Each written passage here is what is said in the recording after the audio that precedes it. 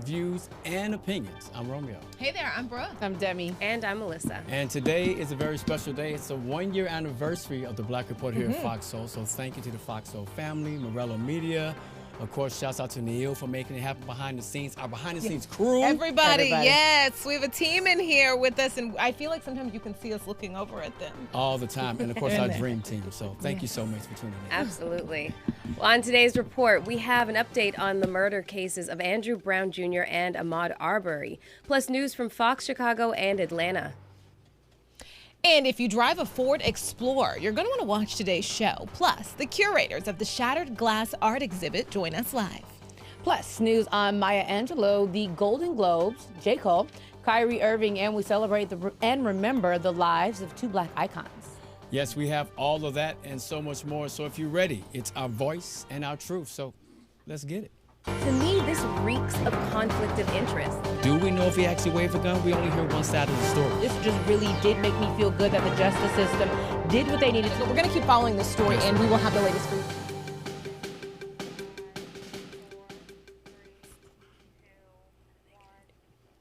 Here are your headlines for the day. Andrew Brown Jr.'s family wants the Pasquotank County, North Carolina District Attorney to recuse himself. The family's lawyers say he's too close to the sheriff's deputies who fired their weapons. Attorneys Ben Crump and Bakari Sellers have released statements saying District Attorney Andrew Womble's involvement would be a, quote, miscarriage of justice. Brown was killed April 21st in Elizabeth City, North Carolina. And in response to the latest request, Womble referred to a previous statement where he indicated he would not step aside from the investigation. All right, we have a little bit more in that statement, too. I thought this was interesting.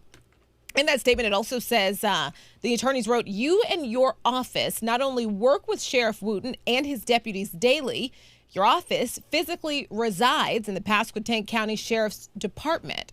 This conflict is well defined. And the family, the Brown family, Andrew Brown Jr.'s family, got to view more body cam footage today. Again, they weren't allowed to take notes. They weren't allowed to do any recordings.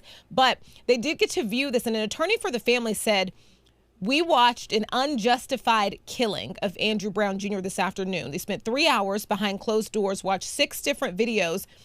And Attorney Chance Lynch, is the attorney I'm talking about here, said that Brown was ambushed. And at no point did they see him pose a threat to any law enforcement officer, contradicting what District Attorney Andrew Womble told a judge during a court hearing. And so essentially during that court hearing, saying that the deputies thought their life was in danger. And so again, we're stuck with the public really wanting to see both sides saying two completely different things. And so everyone just wants to see the video. Yeah. You know. Oh, yeah, Brooke, I'm glad you added about the family being able to see the video. I just wanted to dive in a little bit more, if that's okay. They were able to see 19 minutes of footage, specifically from 4 body cams and 1 dashboard cam. But what's most important here is that 1 hour and 40 minutes of video is still being withheld from the family, which makes a lot of people feel a lot of different ways, but also about Womble.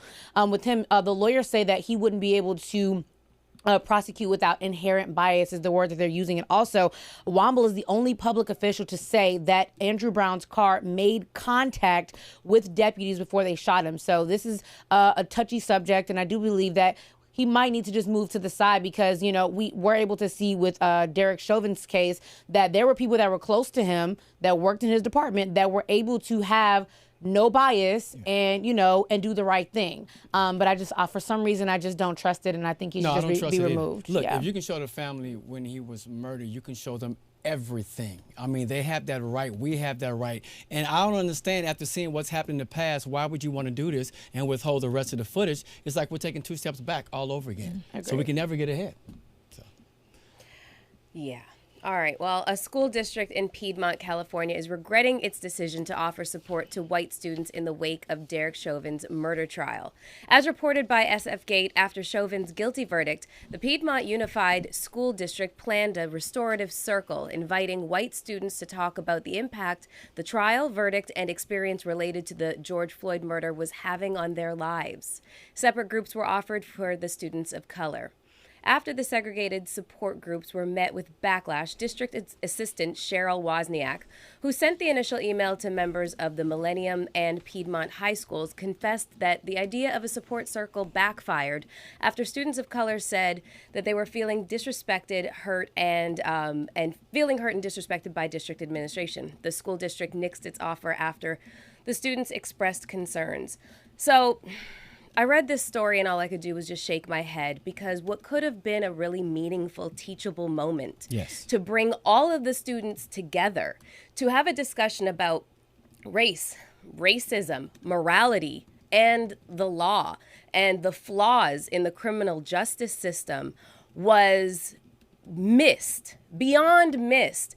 And what has been a continuous problem in this country is what they ended up doing, segregating the students. And in all of this, what they ended up doing was holding up the notion that white fragility needs to be handled with kid gloves, and the students of color were left disrespected and discarded and backburnered. Like, this story just made me so angry, just like the first story that we just read. I literally am living, like James Baldwin said, in a constant state of rage living in this country as a woman of color. It's easy to feel that way, and you're right. This could have been a teaching moment. Unfortunately, it wasn't, because now you take it. What were we trying to say? We were trying to say the white students, it may have been traumatic for them about the outcome of this verdict. You let them know that their lives matter too. We already know that. But like you said, this could have been that moment where they could all sit down and had open, where they could have asked each other questions. Why I feel this way? How can we make it better in our community? But unfortunately, it didn't work out that way. Also, their apology here has been interesting, saying that it essentially, and this is something that we see often, saying, oh no, things were misconstrued. Like, we realized this was a complete misstep, but we were trying to help the white kids be better allies. And I'm trying to figure that out, and trying to figure out why that would need to be a separate conversation. Like, how do you learn to be a better ally to me without me, without me telling you what I need, how I need you to step up? And also, listen, people are allowed to make mistakes in their jobs. Every day people make mistakes, but there is an acknowledgement that making mistake when your job is to nurture and educate and help children grow, it could be harmful. And, I just wonder how they are not necessarily, how are they fixing this? How are they making sure that there aren't longer lasting issues here? Is everybody, do we have counselors coming in? Do we have, it seems like there needs to be a little bit more than a simple apology, because there could have been some harm here. How do the kids feel about this? You know? Yeah, there was no corrective behavior. You're right. Just an empty apology. So, yeah. Right. All right. So we don't have a lot of time, so we have to move forward. There is something I want to touch on, but I'm sure we'll do a follow-up to that story, and I can add my 2 cents. All right. So 3 Georgia men appeared before a federal judge today on federal hate crime charges. In the slang of Ahmaud Arbery, the 25-year-old black man who was chased and shot after being spotted running in the defendant's neighborhood. Arrangements before U.S. Magistrate Judge Benjamin Chesbrough happened this afternoon as federal prosecutors moved ahead with their case, even with state murder charges still pending against the same defendants. A Georgia judge has set a trial in the state's case for October and will hear pretrial motions later on this week.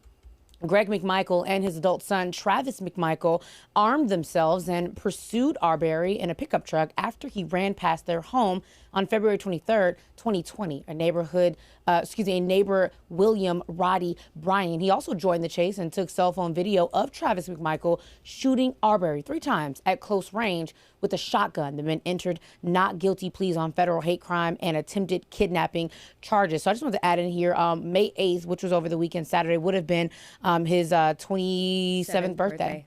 So I just wanted to add that in there. But also, that happened today in Georgia. Governor Gov Kemp, he just actually repealed the citizen's arrest law. So that's actually the law that is protecting the men who are in jail for his murder. So Brian Kemp, he said this bill makes Georgia the first state in the country to repeal its citizen state statute. His mother said something very powerful. She said, because she was there when he made the announcement, she said, unfortunately, I had to lose my son to get significant change.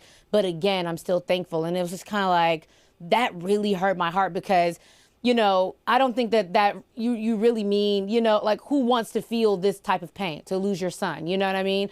But I also, it was great that she was there, but I feel so deeply for her because she has to sit there and pretend like she is happy, you know, that there's change when she is the real person that loses out. Yes, you know, people going forward get to have a better opportunity, but she lost her son and she can't get him back. And I just hate that she had to sit there and pretend like I'm okay, you know? Yeah, well, just as you spoke on, Ahmaud Arbery's family was on hand yesterday for the signing of Georgia's new citizens arrests.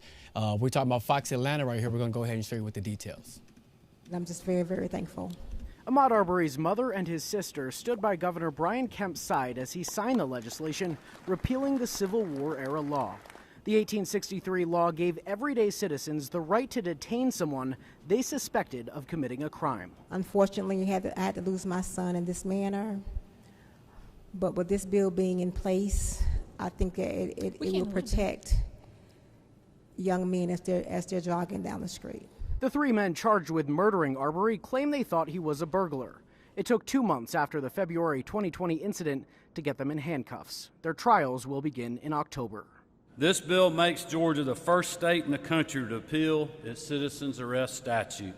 The bill received overwhelming bipartisan support in the State House and the Senate. Governor Kemp praised lawmakers on both sides of the aisle for working together on this. So often we spend time under the Gold Dome arguing over differences, but the outpouring of bipartisan support that this bill received, I believe, is a testament to the fundamental character of our state.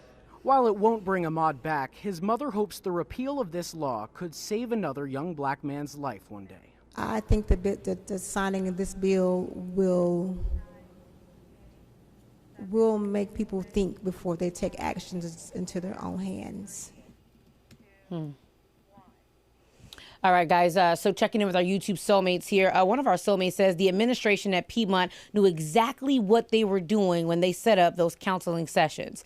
Checking in with some more comments happening here. Joyce Swanson, she says, that kind of sounds like those people that argue all lives matter. Also, another soulmate says censorship, let kids be kids. Soulmates, keep it rolling. And I know we're just getting started. I know we're just brewing. All right. In the meantime, Romeo's going to let us know what's coming up next. Can we go back to just that story for a second there? Because Absolutely. I think what was interesting here for a lot of people, we've been seeing a lot of drama come out of the state of Georgia when it comes to lawmaking, right? And so this bill was one of only 2 bipartisan bills, laws that Governor Kemp has signed into law recently. And so that just kind of, I think, makes a point as to how much Ahmaud Arbery's death has affected everybody across our country, let alone this state. And it takes you back to the fact that we didn't even know about this until how long after it had happened? Like 2 months, yeah. And to think about, we didn't, right, it was a secret. We did not know about it. And look at how it has changed. I think that also Georgia is, I think, and the governor said it there, one of the, if not the only state that has repealed such a law. And so I think I can't stop thinking about the fact that people love to talk about like cancel culture and this, and is it accountability, is it cancel culture? But the fact of the matter is that people having the platforms that we now have on social media, that is what has encouraged all of this change. You know, we would not have known about a man who lost his life, and now he has changed the law. Agreed. One of the only ones in the country. That is so true.